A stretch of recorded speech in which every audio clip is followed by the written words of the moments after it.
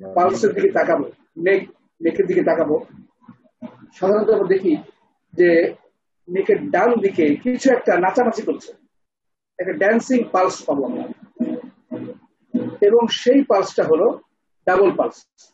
Usually নেকে এই double pulse পাওয়ার কথা না। ইভেন যদি ক্যারোটিড আর্টারির কারণে কোনো সমস্যা হয়, সেই পালসের নাচানাচি হবে না, সে একটা সিঙ্গেল বিট হবে, সিঙ্গেল একটা পালপেবল বিট হবে।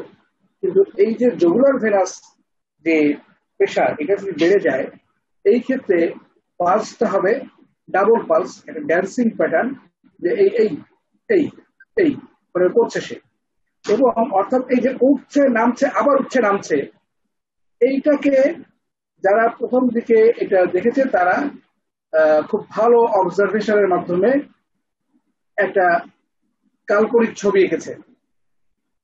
আর এখন আমরা যে ছবি নিয়ে কথা বলি ওয়েভ ফর্মের, এইটা আসলে কার্ডিয়াক ক্যাপ করে পাওয়া ছবি। এটা হচ্ছে নর্মাল ভেনাস ওয়েভ ফর্ম, যে জুগুলার ভেনাস ওয়েভ ফর্মের ছবিটা পাওয়া। যাই হোক, এখন আমরা দেখলাম যে এ ওয়েভ পেলাম, এক্স ডিসেন্ট পেলাম, সি ওয়েভ পেলাম, এক্স প্রাইম ডিসেন্ট পেলাম, ওয়াই ভি ওয়েভ পেলাম, ওয়াই ডিসেন্ট পেলাম, আবার তো এ ওয়েভ শুরু হবে।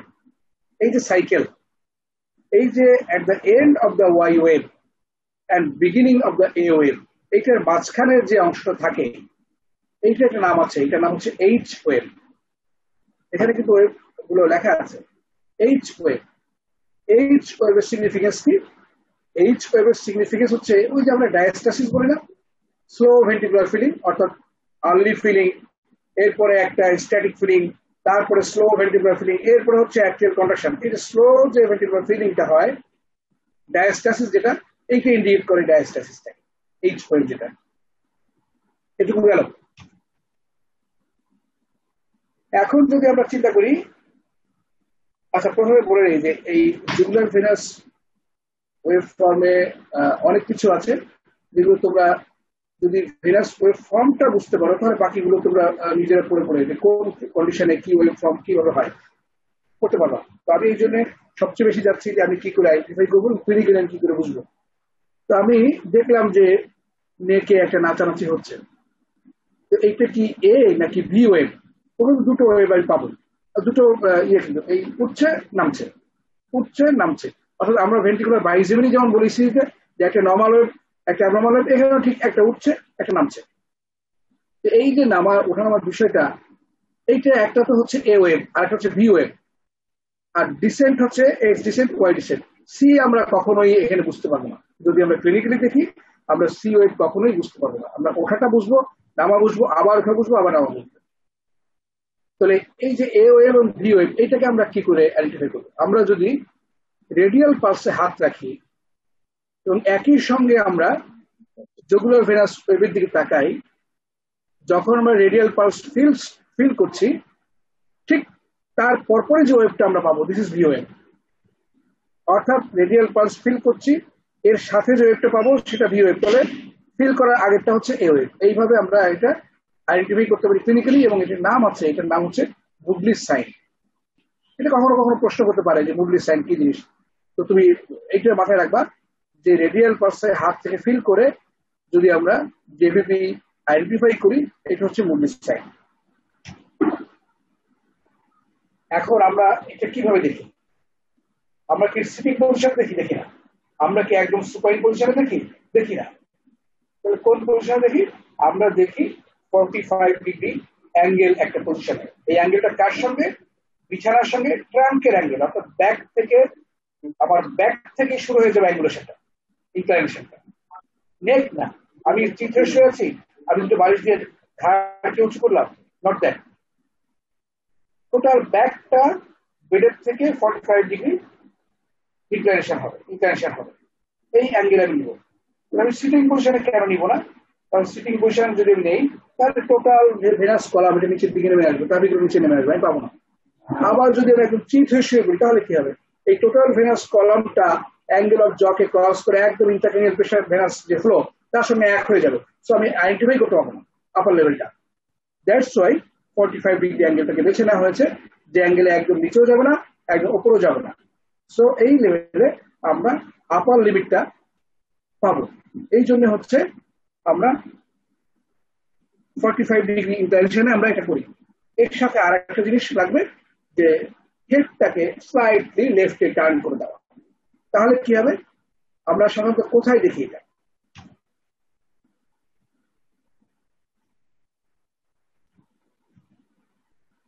আমরা সাধারণত কোথায় দেখি, এই যে পজিশন আমরা দেখি স্টার্নোক্লেইডোমাস্টয়েড মাসেল যেটা রাইট সাইডে, রাইট সাইডে কেন সেটা আসছি পরে।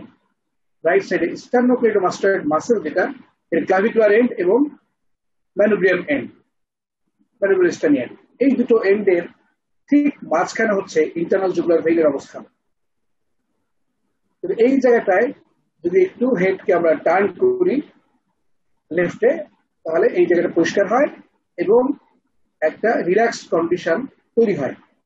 একটা রিল্যাক্স কন্ডিশন ছাড়া যেগুলো খুব টাইট করে ধরে রাখছো, যেগুলি তুমি ভালো করে বুঝতে পারবো না, তার পালসের ফর্ম চলে যাবে। সো একটা রিল্যাক্স কন্ডিশন এবং একটা ভালো ভিজুয়ালাইজেশন হয়, সেই ধরনের একটা কন্ডিশন আমাদেরকে লাগবে। আচ্ছা, আমরা কি করে মাপবো? আমরা তো বলি যে স্কেল দিয়ে মাপবো। এইখানে একটু দেখানো হয়েছে, পরের ছবিতে দেখানো হবে। আমরা যখন এই যে আমরা চিন্তা করি যে আমার ঘাড়েই আমি দেখাই যে এখান থেকে আমি যখন বসলাম, আমি দেখলাম যে এখানে অনেক উঁচু একটা ফোলা জায়গা আছে। এই ফোলা জায়গাটা আপার লিমিটটা আমি আগে দেখলাম। আপার লিমিটটা দেখে আমি আমার ম্যানুব্রিয়াম স্টার্নিং থেকে একটা স্কেল আমি স্ট্রেইট এরকম দিলাম। স্ট্রেইট দেওয়ার উদ্দেশ্য হচ্ছে যে এখানে সেন্টিমিটার গুলো মেজার করা আছে, 1 2 3 4 5 6 মেজার করা আছে। এই কলাম থেকে আমি প্যারালাল জাস্ট যদি আমার যে বেডের প্যারালালি আমি 45 ডিগ্রি অ্যাঙ্গেলে আছি, কিন্তু বিছানার যে প্যারালাল, এই প্যারালালি যদি আমি এই upper level of the venous column থেকে লাইন টেনে নিয়ে ওই স্কেলের কোন পর্যন্ত যায় সেটা দেখি, that is the vertical height. This is the vertical height, this is not the upper limit from angle of manubrium sternum. Sternal angle না, স্টার্নাল অ্যাঙ্গেল থেকে আপার লিমিটের যে হাইট এইটা না, কিন্তু এইটা হচ্ছে স্টার্নাল অ্যাঙ্গেলে স্কেলটাকে এমন ভাবে ধরতে হবে যে স্টার্নাল অ্যাঙ্গেলে ভার্টিক্যাল হাইট, অর্থাৎ এই লেভেলটা কত উপর আছে। কেন? বিকজ স্টার্নাল অ্যাঙ্গেলে যদি আমরা অ্যাট্রিয়াম চিন্তা করি, রাইট অ্যাট্রিয়াম, সেটা আছে স্টার্নাল অ্যাঙ্গেলের নিচে, এবং মিড রাইট অ্যাট্রিয়াম যেটা, এইটা ধরা হয় যেটা 5 সেন্টিমিটার নিচে আছে। সো আমরা এই যে ভার্টিক্যাল হাইটটা আমরা দেখি, এর সাথে ওই 5 সেন্টিমিটার যোগ করে দেওয়া হয়। যোগ করে দিলে আমরা টোটাল জুগুলার ভেনাস প্রেশারটা আমরা পাই। তো নর্মাল কত, যদি আমরা মিড রাইট অ্যাট্রিয়াম থেকে ধরি, নর্মাল হচ্ছে 6 to 8 সেন্টিমিটার অফ অর্থাৎ। আর যদি বলি আমরা তাহলে প্রেশার বাড়লো সেটা কত হবে, তাহলে ওই যে মিড রাইট অ্যাট্রিয়াম ওখান থেকে আমরা বলবো অ্যাবাভ 9 সেন্টিমিটার। আর যদি স্টার্নাল অ্যাঙ্গেল বলি 5 সেন্টিমিটার বাদ দিয়ে দেই, তাহলে 4 সেন্টিমিটার অ্যান্ড অ্যাবাভ। এই যে হাইটটা যদি স্টার্নাল অ্যাঙ্গেল থেকে 4 সেন্টিমিটার অ্যান্ড অ্যাবাভ হয়, তাহলে আমরা বলবো জুগুলার ভেনাস প্রেশার বেড়েছে। এখন এইখানে আমরা একটু দেখি যে জুগুলার, এই যে এখানে দেখানো হয়েছে যে প্যারালাল যে এটা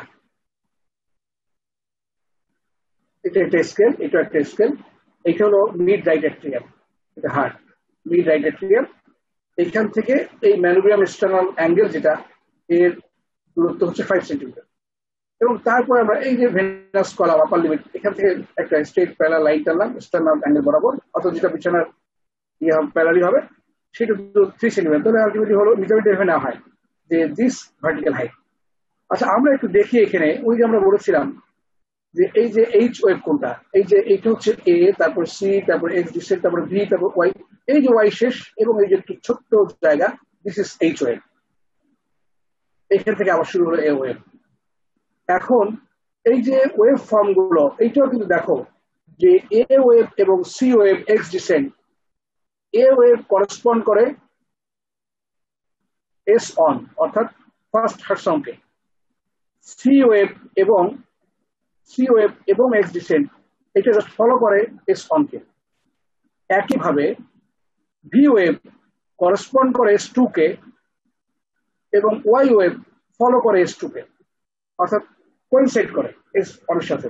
আবার ঠিক একই যদি আমরা ইসি তাকাই, ঠিক সেম একটা পিকচার আমরা পাবো যে P Q R S T এই পর্যন্ত হচ্ছে এ এবং সি এবং এক্স এর অবস্থান, তারপরে টি থেকে পি হচ্ছে বি এবং ওয়াই এর অবস্থান, অর্থাৎ ডায়াস্ট্রিক ফেজ। যাই হোক, মাঝে মাঝে আমরা হয়তো খেয়ে হারিয়ে ফেলবো। এখন আমাদের কথা হচ্ছে যে এসবিসি কি করে ফর্ম হয়, এটা না জানলে তো আমরা পরের অংশ বুঝবো না যে কেন আমরা ইন্টারনাল জুগুলার ভেইন নিচ্ছি। সেকেন্ড হলো কেন আমরা রাইট ইন্টারনাল জুগুলার ভেইনকে বেছিলাম। তো এসবিসি ফর্মেশনটা হচ্ছে, দেখো যে আমরা যদি এখান থেকে দেখি যে সাবক্লাভিয়ান ভেইন আসছে এবং ইন্টারনাল জুগুলার ভেইন আসছে, দুটো মিলে ব্রাকিওসেফালিক ভেইন তৈরি করেছে এই অংশ। এটা হলো লেফট সাইডে। রাইট সাইডেও রাইট সাবক্লাভিয়ান ভেইন এবং রাইট ইন্টারনাল জুগুলার ভেইন মিলে রাইট ব্রাকিওসেফালিক ভেইন তৈরি করছে। অর্থাৎ এটাকে ব্রাকিওসেফালিক ভেইনটাকে ইনোমিনেট ভেইন বলা হয়। তো আমরা যদি দেখি যে রাইট ইন্টারনাল জুগুলার ভেইন যেটা, এইটা কিন্তু লেফট সাইড থেকে এসে বাঁকা হয়ে তারপরে সুপ্রিম ভেনা ক্যাভা ঢুকছে। আর রাইট ইন্টারনাল জুগুলার ভেইন যেটা, এটা কিন্তু ডিরেক্টলি একদম স্ট্রেট সুপ্রিম ভেনা ক্যাভার সাথে একটা কানেকশন আছে। এইটা একটা কারণ রাইট ইন্টারনাল জুগুলার ভেইন বেছে নাও। দ্বিতীয় কারণ, ইন্টারনাল জুগুলার ভেইনে কোনো ভাল্ব নাই। ভেইনে তো যদি ভাল্ব থাকে, ইন্টারনাল জুগুলার ভেইনে কোনো ভাল্ব নাই। সো সুপ্রিম ভেনা ক্যাভাতে যে ব্লাড কলামটা আছে, ভেনাস কলামটা আছে, তার সঙ্গে ইন্টারনাল জুগুলার ভেইন যে সরাসরি যোগাযোগ উইদাউট ভাল্ব। মানে এখানে কন্ট্রাকশনের কারণে যে ব্যাক ফ্লোটা তৈরি হবে, সে ইন্টারনাল জুগুলার ভেইনে সরাসরি দেখা যাবে। অ্যাট্রিয়াল কন্ট্রাকশনে কি আমরা বলেছিলাম যে অ্যাট্রিয়াল কন্ট্রাকশনে ব্যাক ফ্লো হয়, অর্থাৎ যে প্রেশার যে ভেনাস ব্লাডটা আছে সেটা ফরওয়ার্ড ফ্লো যেমন হবে, তার একটা ব্যাক ফ্লো থাকবে তার নিজের দিকে, যেখান থেকে সে আসছে তার দিকে। তো সেই ব্যাক ফ্লোতে যখন এই ভেনাস প্রেশার এলিভেটেড থাকে, আমরা তো নর্মালি দেখি না, নর্মালি কিন্তু JVP is not detectable, pressure normal থাকে। যখন প্রেশারটা এলিভেটেড হয়, কেবলমাত্র তখনই আমরা এখানে দেখবো যে কিছু নাচানাচি করছে, এবং সেই নাচানাচিটা আমরা ওয়েভ ফর্ম দেখবো, এবং তখন এই ব্যাক ফ্লোটা আমরা দেখবো যে এখানে যখন কন্ট্রাকশন হচ্ছে এই ব্যাক ফ্লোটা বেড়ে যাচ্ছে, যেখানে একটা পালস হয় অ্যাক্টিভ কন্ট্রাকশনের। তো এইটা হচ্ছে এসবিসি ফর্মেশন। এবং এই যে কারণটা, যে তাহলে আমরা কি বলে এটাকে, কেন আমরা ইন্টারনাল জুগুলার ভেইন বেছে নিলাম, একই জিনিস ওইভাবেই বোঝানো হয়েছে, সেটা আমরা এখানে দেখলাম।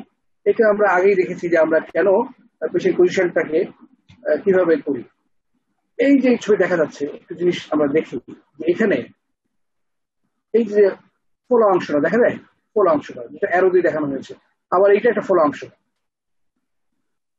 এই যে আমরা অবশ্যই বলি এনগোর্স নেক ভেইন, অর্থাৎ এই যে নেক ভেইন যেটা সুপারফিশিয়াল ভেইন, এইটা একটু মোটা হয়েছে, সো আমরা বলছি এনগোর্স নেক ভেইন। বাট মনে রাখতে হবে যে এক্সটার্নাল জুগুলার ভেইন বা অন্য কোনো সুপারফিশিয়াল নেক ভেইনের কিন্তু ভাল্ব থাকে, কিন্তু ইন্টারনাল জুগুলার ভেইনের কোনো ভাল্ব থাকে না। সো আমরা এই জায়গাগুলোতে কোনো পালসেশন পাবো না। এক্সটার্নাল জুগুলার ভেইন বা অন্য কোনো সুপারফিশিয়াল নেক ভেইনে আমরা কিন্তু কোনো পালসেশন পাবো না। আমরা পালসেশনটা পাবো যেহেতু হার্টের সঙ্গে সরাসরি কানেকশন হচ্ছে, ডিরেক্ট কন্টিনিউটি আছে ইন্টারনাল জুগুলার ভেইনের থ্রু এসবিসি, একই লাইনে তারা থাকে right internal jugular vein specially. So আমরা এই পালসেশনটা পাবো ইন্টারনাল জুগুলার ভেইনে। তো এই জায়গাটাই হচ্ছে ডাবল নাচ হবে, ডাবল জাম্পিং হবে।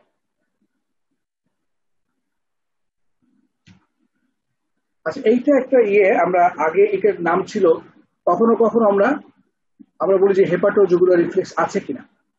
এটা কেন দেখি, যে জেভিপি যদি কোনো কারণে মনে করি বাড়ছে কিন্তু ক্লিনিক্যালি দেখছি না, তখন আমরা স্পেশালি তখন যে হেপাটো জুগুলার রিফ্লেক্স আছে কিনা দেখি। অর্থাৎ অ্যাবডোমেনে একটা প্রেশার ক্রিয়েট করি লিভারের উপরে।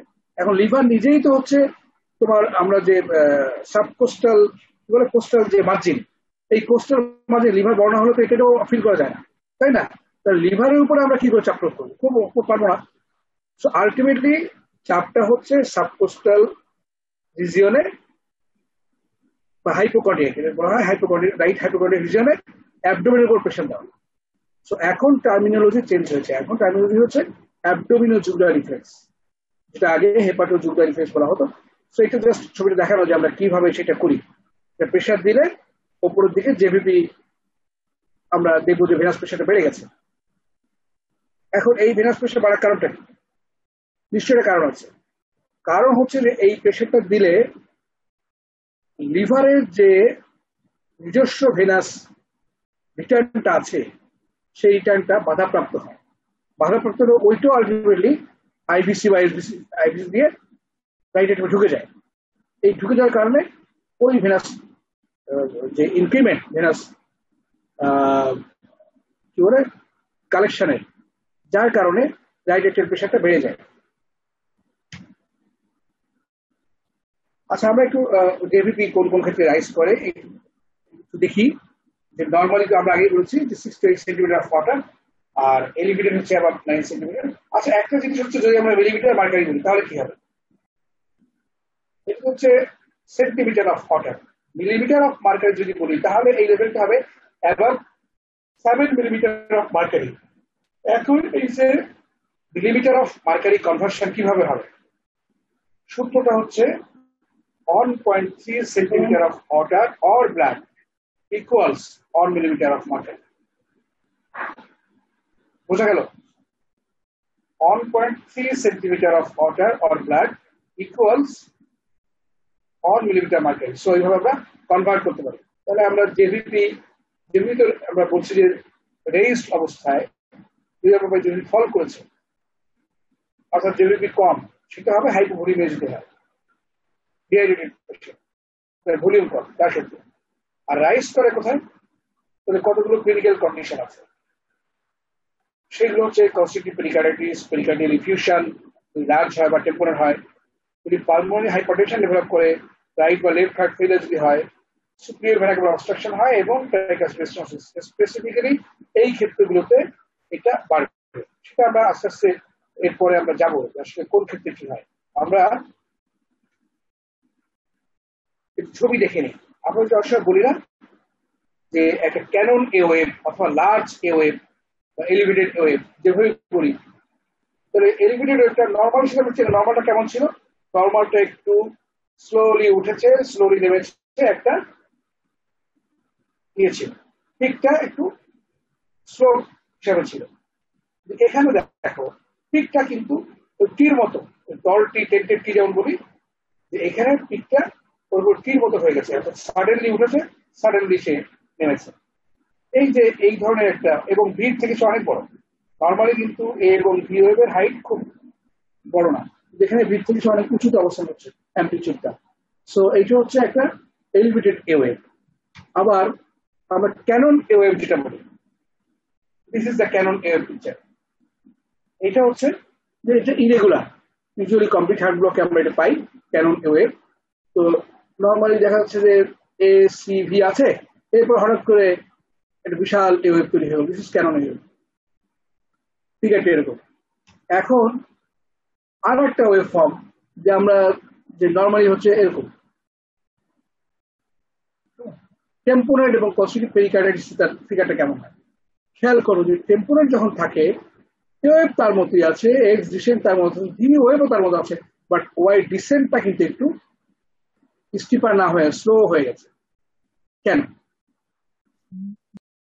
টেম্পোরালে কি হয়? টেম্পোরালে হচ্ছে ভেন্ট্রিকুলার রিল্যাক্সেশন সারফেসটা কমে যায়, তাই তো?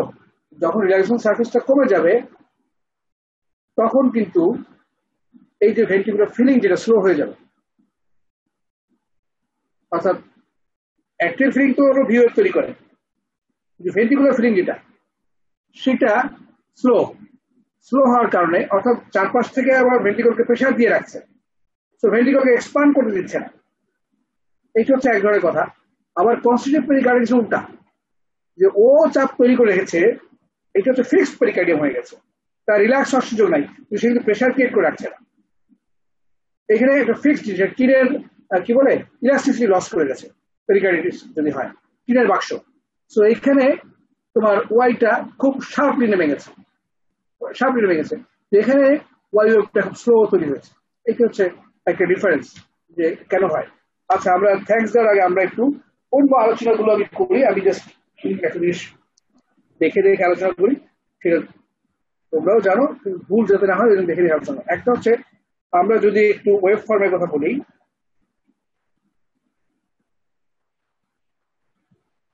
অ্যাবনর্মাল যে ওয়েভ ফর্ম গুলো আছে,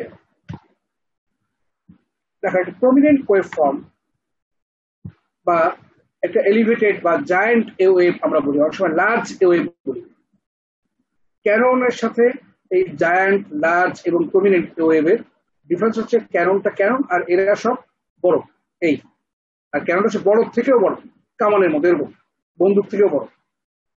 তো প্রমিনেন্ট এ ওয়েভ যেটা, এইটা আমরা আসলে কেন পাবো? এটা পাবো হচ্ছে আমরা জানি যে অ্যাক্সিয়াল কন্ট্রাকশনের কারণে এই ওয়েভটা তৈরি হয়। এখন নর্মালি কোন ফোর্সের এগেইনস্ট, একটা ফোর্সের এগেইনস্ট তো নিশ্চয়ই এই কন্ট্রাকশনটা হয়। এই ফোর্সটা যার এগেইনস্টে আমি কন্ট্রাকশন করছি, সেই ফোর্স যদি বেশি হয়ে যায় তাহলে আমাকে আর একটু বেশি জোর খাটাতে হবে। আমি যখনই বেশি জোর খাটাবো তখন আমি বড় হবো। এই ক্ষেত্রে যেটা হয় যে এই এগেইনস্ট ফোর্সটাকে right ventricular, right ventricular resistance যদি কোনো কারণে বেড়ে যায় যে আমি তোমাকে ঢুকতে দিব না, তখনই কি হবে, সে একটু ফোর্স করবে রাইট অ্যাট্রিয়াম। এই ক্ষেত্রগুলো কি কি হতে পারে? একটা হচ্ছে যাওয়ার পথে বাধা, ট্রাইকাসপিড ভালভ স্টেনোসিস যদি হয়। স্টেনোসিস মানে কমপ্লিটলি ভালভ বন্ধ না, কিছু যাচ্ছে কিন্তু খুব স্লো, অনেক মানে বড় প্রেশার দিতে হচ্ছে তার ঢোকানোর জন্য। তাহলে একটা হচ্ছে কন্ডিশন ট্রাইকাসপিড স্টেনোসিস। আচ্ছা, এর সাথে আমরা সময় বলি রাইট অ্যাট্রিয়াল টিউমার যদি থাকে, যে টিউমারটা যে আমরা সময় বলি অ্যাট্রিয়াল মিক্সোমা, যেটা ট্রাইকাসপিড ভালভের সামনে গিয়ে ডিউরিং অ্যাট্রিয়াল কন্ট্রাকশন ভালভকে স্টেনোস করে ফেলছে। সো একটা রাইট অ্যাট্রিয়াল টিউমার। আচ্ছা, ভেন্ট্রিকুলার লেভেলে কি হতে পারে? যদি রাইট ভেন্ট্রিকুলার কনসেন্ট্রিক হাইপারট্রফি হয় তাহলে সে অটোমেটিক্যালি একটা রেজিস্ট্যান্স তৈরি করবে, রিল্যাক্সেশন কম হবে, একটা ফোর্স, উল্টা ফোর্স দেবে যে আমি তোমাকে ভয় দিতে পারছি না। সো রাইট অ্যাট্রিয়ামকে বেশি করা দিতে হবে। আবার পালমোনারি হাইপারটেনশন যদি ডেভেলপ করে, সিভিয়ার পালমোনারি হাইপারটেনশন, তার ইফেক্টটা কি হয়? রাইট ভেন্ট্রিকুলার প্রেশার বেড়ে যায়। রাইট ভেন্ট্রিকুলার প্রেশার যখন বেড়ে যাবে তখন রাইট অ্যাট্রিয়ামকে একটা বেশি ফোর্স কাজ করতে হবে। সো এই ক্ষেত্রগুলো হচ্ছে একটা লার্জ এ ওয়েভ আমরা পাবো। আচ্ছা, ক্যানন এ ওয়েভ আমরা কোথায় পাবো? ক্যানন এ ওয়েভটা পাবো আমরা যেখানে দেখবো যে অ্যাট্রিয়া এবং ভেন্ট্রিকল কমপ্লিটলি ডিসোসিয়েটেড, অর্থাৎ একটার সাথে আরেকটার সিনক্রোনাইজেশনটা নাই। অর্থাৎ অ্যাট্রিয়া অ্যাট্রিয়ার মতো চলছে, ভেন্ট্রিকল ভেন্ট্রিকলের মতো চলছে। তো সেরকম ক্ষেত্রে কি হতে পারে? Atrial flutter, atrial flutter, atria অ্যাট্রিয়ার মতো বারবার পাম্প করছে। ফিব্রিলেশনে কিন্তু পাম্পিং ফোর্স থাকে না, ওর কাছে ফিব্রিলিটি ওয়েভ মানে হচ্ছে আমি পাচ্ছি পাচ্ছি না এরকম। ফ্ল্যাটারে কিন্তু একটা ফোর্সফুল কন্ট্রাকশন থাকে, বারবার করে বা প্রতিটা ওয়েভ ভেন্ট্রিকলে পৌঁছায় না। তবে এই যে ভেন্ট্রিকল কিন্তু ডায়াগনস্টিক ভালভকে ক্লোজ করে রেখেছে আর অ্যাট্রিয়া বারবার পাম্প করতেছে, তাহলে এইটা হচ্ছে অ্যাট্রিয়াল ফ্ল্যাটারে ক্যানন ওয়েভ পাওয়া যায়। কমপ্লিট হার্ট ব্লক যদি হয়, কমপ্লিট হার্ট ব্লকে ঠিক সেম, অ্যাট্রিয়া অ্যাট্রিয়ার মতো কন্ট্রাকশন করছে, ভেন্ট্রিকল বন্ধ, তাহলে ট্রাইকাসপিড ভালভ বন্ধ। একটা ক্লোজড, আগে ছিল স্টেনোস ট্রাইকাসপিড ভালভ যেটা লার্জ এ ওয়েভ, আর এখানে হচ্ছে ক্লোজ ট্রাইকাসপিড ভালভ, ভালভ ওপেনই হয় নাই। এই ধরনের একটা ক্ষেত্রে আমরা পাবো ক্যানন ওয়েভ। তো ক্যানন ওয়েভের মধ্যে আবার একটা রেগুলার ইরেগুলার বিষয় আছে। Usually junctional rhythm, ventricular tachycardia, এগুলোতে আমরা পাই হচ্ছে রেগুলার ক্যানন ওয়েভ। আর ইরেগুলার যেটা কমপ্লিট হার্ট ব্লক বা অনেক সময় ভেন্ট্রিকুলার ট্যাকিকার্ডিয়া, ভেন্ট্রিকুলার একটোপি, তো এই ক্ষেত্রগুলোতে আমরা ভেন্ট্রিকুলার পেসিং যদি হয় আমরা সাধারণত ইরেগুলার ক্যানন ওয়েভ পাবো। অনেক সময় দেখা যায় যে ট্রাইকাসপিড স্টেনোসিস যেমন থাকে, ট্রাইকাসপিড রিগার্জিটেশনও থাকে। তো রিগার্জিটেশন যদি থাকে তাহলে আমরা কি হবে? একটা বিশাল ভলিউম অফ ব্লাড কিন্তু অ্যাট্রিয়ামে আছে, একটা বিশাল ভলিউম অফ ব্লাড অ্যাট্রিয়ামে আছে। তাহলে এই ক্ষেত্রে এই যে বিশাল ভলিউম আছে আবার ভেনাস রিটার্নও আসছে, তাহলে এই ক্ষেত্রে আমি কি পাবো? প্যাসিভ ফ্লোটাকে, ভেনাস রিটার্ন, এই ওয়েভটা হচ্ছে ভি ওয়েভ। তাহলে আমার ভেনাস রিটার্ন আসছে এবং একই সাথে ট্রাইকাসপিড রিগার্জিটেশনের ভেনাস যে একটা ব্যাক ফ্লো সেটাও আছে, তাহলে দুটো মিলে ভি ওয়েভটা প্রমিনেন্ট হবে। তখন এর থেকে ভি প্রমিনেন্ট হবে যদি ট্রাইকাসপিড রিগার্জিটেশন থাকে। আচ্ছা, আমরা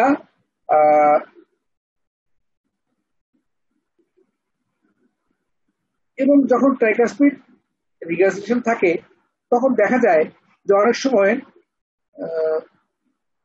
এক্স ডিসেন্টটা আর তৈরি হওয়ার সময় পায় না। অর্থাৎ অ্যাট্রিয়া যে কন্ট্রাকশন করবে, রিল্যাক্স করবে, হয়তো তার একটা রিয়াকশন হয়, কিন্তু পুরোপুরি রিল্যাক্স করার সময় থাকে না, কারণ অলরেডি একটা ওভারফ্লো আছেই ওখানে। সো আলটিমেটলি দেখা যায় যে এক্সটাও অবলিটারেটেড হয়ে যায়। আবার কার্ডিয়াক টেম্পোরেট যদি হয়, আমরা বলেছিলাম যে টেম্পোরেট যদি হয় তাহলে কি হয়, যে এক্সটা খুব স্টিফ। আমরা যদি ওয়াই এর কথা বলি, এক্সটা একটু প্রমিনেন্ট হবে। প্রমিনেন্ট হওয়া মানে more steeper than normal. Descent wave, X descent এবং ওয়াই ডিসেন্ট। প্রমিনেন্ট মানে this will be more steeper than the normal. আর স্লো মানে, শ্যালো মানে এটা মোর শ্যালো হবে। স্লো মানে মোর শ্যালো হবে, অর্থাৎ যে গতিতে নামার কথা সেই গতিতে না নেবে, আরো স্লো নামছে। তো কনস্ট্রিকটিভ পেরিকার্ডিসে আমরা ওই যে ওয়াই ওয়েভটা আমরা একটু ভি ওয়েভ তো প্রমিনেন্ট হবেই, আর ওয়াই ওয়েভটা আমরা একটু স্লো পাবো। কি বলে, স্লো তো না, একটু দ্রুত পাবো। বাট টেম্পোরারি ওয়াই ওয়েভটা হচ্ছে আমরা স্লো পাবো। মোটামুটি এইগুলোই হচ্ছে অ্যাবনর্মালিটি, এর বেশি আর কোনো কিছু অ্যাবনর্মালিটি নাই। প্রশ্ন সাধারণত এই ধরনেরই হয় যে যেগুলো জেভিপি বলতে কি বুঝো, এটা কি জুগুলার না জুগুলার, এই যে একটা বিষয় যে অসব বানান ধরে ফেলে, এটা কি জে ইউ নাকি জে ও, কিন্তু ওইটা একটা বিষয়। জুগুলার ভেনাস পালস অথবা জুগুলার ভেনাস প্রেশার, আমরা জেভিপি মানে দুটোই বলতে পারি। It stand for jugular venous pulse or jugular venous pressure. যখন আমরা প্রেশার দেখবো it is jugular venous pressure, যখন আমরা পালস দেখবো তখন ইট ইজ পালস। এটা একটা। তাহলে ক্লিনিক্যালি আমরা রাইট কেন দেখি সেটা আমরা ব্যাখ্যা করলাম। রাইট কেন দেখি, আমরা কিভাবে দেখি, এই যে 45 degree angulation with the bed and trunk, bed and back dot neck, এই যে যে বিষয়গুলো, আমার মনে হয় যে আর খুব বেশি আলোচনার কিছু নাই। যে আলোচনা করছি এর মধ্যেই এইটুকু বুঝলে সারা জীবন এটা নিয়ে খাওয়া যাবে। যদিও ক্লিনিক্যালি এখন আমরা যে দিকে তাকাই না, কিন্তু মাঝে মধ্যে পেশেন্টকে দেখলে মনে হবে যে এই যে ঘাড়ে কি যেন নাচানাচি করছে। তো শেষ করি নাকি, কোনো প্রশ্ন আছে? Thank you sir. স্যার প্রশ্ন থাকলে বলো। আমার একটা কোশ্চেন ছিল স্যার। হ্যাঁ স্যার, আমরা যখন পরীক্ষার হলে যদি জেভিপি দেখাতে বলে, আমরা যদি মানে বেড রাইজ করার ইয়া না থাকে, তাহলে আমরা কি তখন মানে কিভাবে পেশেন্টকে ওকে, তখন সেটা করতে হবে আমরা, তখন যে আমাদের বাম হাত যেটা, এই বাম হাত দিয়ে পেশেন্টের ব্যাকে, এই অংশে নট নেক, ব্যাকে আমরা এমন ভাবে উঁচু করবো যে ব্যাকে উঁচু করলে মানে কি সে কিন্তু একদম কোমরের লেভেল থেকে কিন্তু অ্যাঙ্গুলেশনটা হয়ে যাচ্ছে। হাতটা আমি যদি এইভাবে দেই, অর্থাৎ আমার আর্মের উপরে তার বডি এবং ফোর আর্মের উপরে তার মাথা, তাহলে কিন্তু আমি একটা লেভেলে রাখতে পারছি অ্যাঙ্গুলেশন, এবং with permission of teacher. Sir আমার এটা উপরে উঠে যাচ্ছে না, আমি কিভাবে করবো কিনা। Thank you sir. স্যার আসসালামু আলাইকুম স্যার। হ্যাঁ ওয়ালাইকুম আসসালাম। হ্যাঁ স্যার, আমার একটা কোশ্চেন ছিল স্যার। আমরা জেভিপি যখন দেখি এই ফর্ম, এই ওয়েব, ভি ওয়েব, স্যার আমরা তো ওইটা ভালোভাবে বুঝতে পারি না। এই ক্ষেত্রে স্যার কোনো ইজি ওয়ে আছে কি? আমি তোমাকে বলি যে তুমি যখন দেখবা নাচানাচি হচ্ছে, ঘাড়ে নেকে কিছু একটা নাচছে, ড্যান্স করছে, অর্থাৎ ডাবল পালস, এই এই তুমি এভাবে দেখো। তুমি কখন ওয়েব ফর্ম ওখানে দেখো না। এখন তুমি কল্পনা করতে পারো যে হ্যাঁ এইটা এইভাবে উঠেছে, নেমেছে, আবার উঠেছে, আবার নেমেছে, বাট এই কল্পনার মধ্যে তুমি সি ওয়েভকে আনতে পারবে না। আমরা যে ওয়েব ফর্মটা এখানে ছবি এঁকে দেখাই, এটা হচ্ছে কার্ডিয়াক ক্যাপ করে পাওয়া ছবি। বোঝা গেল? তাহলে এই আমরা যখন জেভিপি দেখবো তখন কিন্তু আমরা ওয়েব ফর্ম দেখবো না, আমরা দেখবো যে,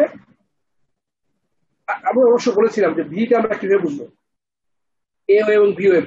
ওই যে মুডলির সাইন যে বলেছি, যে তুমি এই যে দুবার নাচছে সে, এই দুবার নাচার কোনটা ভি আর কোনটা এ, এটা বুঝতে হলে রেডিয়াল পালসে হাত দিতে হবে। রেডিয়াল পালস যখন ফিল করবা তখন ওদিকে তোমার চোখ, পালস ফিল করছো, তুমি দেখছো যে ওয়েভটা পালসের সঙ্গে তৈরি হয়েছে, দিস ইজ ভি ওয়েভ, তাহলে তার আগেরটাই হচ্ছে এ ওয়েভ। এইভাবে ক্লিনিক্যালি বোঝা যাবে। ঠিক আছে?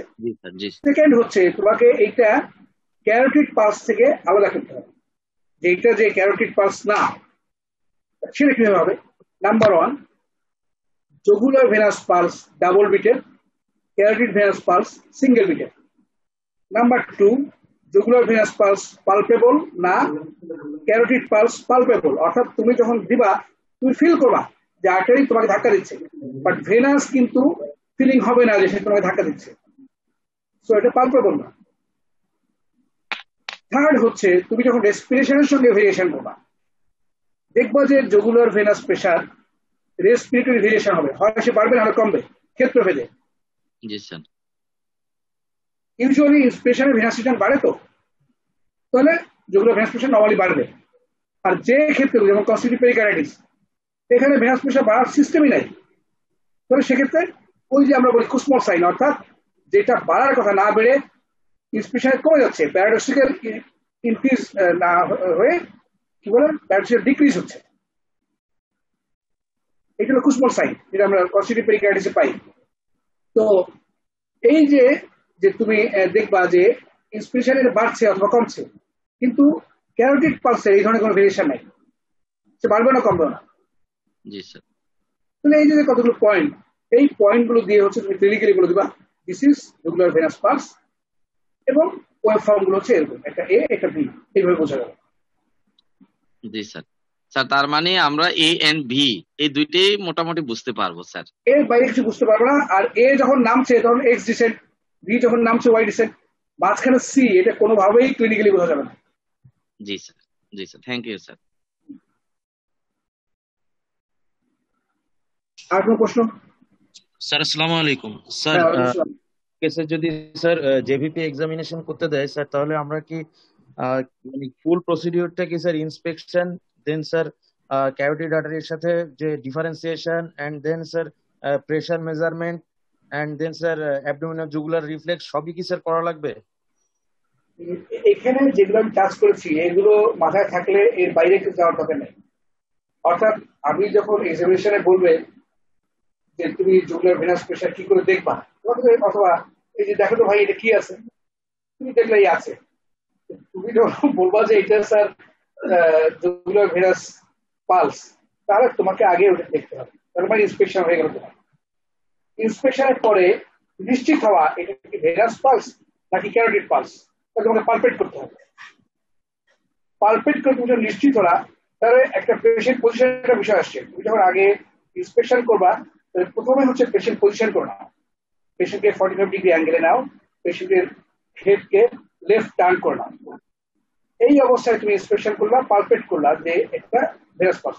এরপর তুমি পেশেন্টটা দেখো, বিচার করো যে দুটো স্কেল লাগবে, একটা স্কেল হবে না। একটা স্কেল হচ্ছে স্টেরাল অ্যাঙ্গেল বা অ্যাঙ্গেল অফ লুইস, এখান থেকে স্ট্রেইট উঠাতে হবে। আর একটা ওই যে আপার কলাম যেখানে পেয়েছো তুমি, মানে ভেনাস কলামের যে আপার লিমিট, এই আপার লিমিট থেকে স্ট্রেইট ওই লেভেলে বেডের প্যারালালি নিয়ে আসবা, যাতে কোন হাইটে সে অবস্থান করছে বিছানা থেকে, কিন্তু আমরা দেখছি স্ট্যান্ড অ্যাঙ্গেলের থেকে হাইটটা, আর প্যারালাল হবে বিছানার প্যারালাল। এইভাবে হচ্ছে তুমি হাইটটা নিলা। এই যে হাইট 3-4-5 সেন্টিমিটার, এইটা হচ্ছে যদি মেজারমেন্টের তাহলে আমরা কিভাবে বলবো, sir if it is above 4 centimeter from the sternal angle, then it is raised blood pressure, raised diabetes. Or at 5 centimeter, কেন?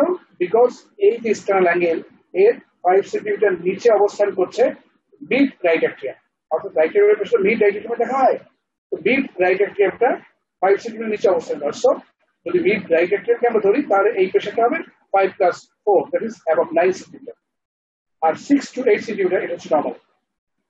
তাহলে আমরা এই যে প্রেসারটা মেজার করে ফেললাম। এখন প্রেসার মেজার করার পরে আমি বলবো স্যার এর জেবিপি রেইজড অর রেইজড না। তবে জেবিপি যতক্ষণ রেইজ না হবে ও ক্লাভিকুলার উপর আসবে না, এটা মাথায় রাখবেন। জেবিপি রেইজ না হলে সে ক্লাভিকুলার উপরে আসবে না। সুতরাং তুমি প্রেসার মাপতেছো আর বলতেছো রেইজ হয় নাই, তাহলে কিন্তু বোকামি হবে। বুঝা গেল? জেভিপি রেজ না হলে কি স্যার ম্যানুভার করা লাগবে? জেভিপি রেজ না হলে তোমাকে দেখাইতে বলে কোনো এক্সামিনার, ওটা তো তোমাকে ধরানোর জন্য বলবো, তবে ম্যানুভার করতেই হবে। বিকজ ওই যে আমরা বসা অবস্থায় বলেছিলাম যে বসলে টোটালি ক্লাভিকুলার নিচে চলে যাবে, ভেনাস কলামটা উপর উঠবে না। আবার চিট হয়ে শুই, ভেনাস কলামটা সরাসরি ইন্টারক্রেনিয়াল পেশের সঙ্গে মার্চ করে যাবে। সো ওটা তুমি আপার লিমিট পাবে না। দ্যাটস ওয়াই 45 ডিগ্রি অ্যাঙ্গেল আনা হয়, এটা আপার লিমিট পাওয়ার জন্য। আপার লিমিট যদি পাও অবশ্যই তুমি এনগোজ নেক ভেইন পাবা, মানে ঘাটা খোলা পাবা। এখন এই এনগোজ নেক ভেইন এটা কি ইন্টারনাল জুগুলার ভেইন নাকি এক্সটার্নাল জুগুলার অথবা অন্য কোনো সুপারফিশিয়াল নেক ভেইন, সেইটা আইডেন্টিফাই করতে তোমাকে বুঝতে হবে যে ইন্টারনাল জুগুলার ভেইন নাচানাচি করবে আর অন্য সুপারফিশিয়াল ভেইন গুলো বা এক্সটার্নাল জুগুলার ভেইন এটা নাচানাচি করবে না। তো নাচানাচিতে করবে ও হচ্ছে ইন্টারনাল জুগুলার ভেইন। এখন এর মধ্যে লেফট ডানি আমি কেন রাইট দিলাম, তার ব্যাখ্যা হচ্ছে লেফটটা লেফট সাইড থেকে যে কোর্স, এই কোর্স এসে বাঁকা হয়ে তারপরে এসবিসিতে ঢুকে, আর এই রাইট থেকে সরাসরি একটা ডিরেক্ট লাইন তৈরি করে রাইট ইন্টারনাল জুগুলার ভেইন। যেটা এ যখন ইনোমিনেট ভেইন তৈরি করলো, রাইট ইনোমিনেট ভেইন রাইট সাবক্লেভিনের সাথে, এই কোর্সটা দেখো কোর্সের স্ট্রেট এসবিসির সঙ্গে একটা লাইনে আছে। সো এই জন্য আমরা এই রাইট ইন্টারনাল জুগুলার ভেইনকে বেছে নেই। Thank you sir. আর কোনো প্রশ্ন? তাহলে আমাদের ছেড়ে দাও ভাই, খেতে পারছি। Sir thank you sir. Okay, আমরা শেষ করি। শেষ করলাম স্যার। হ্যাঁ, থ্যাংক ইউ।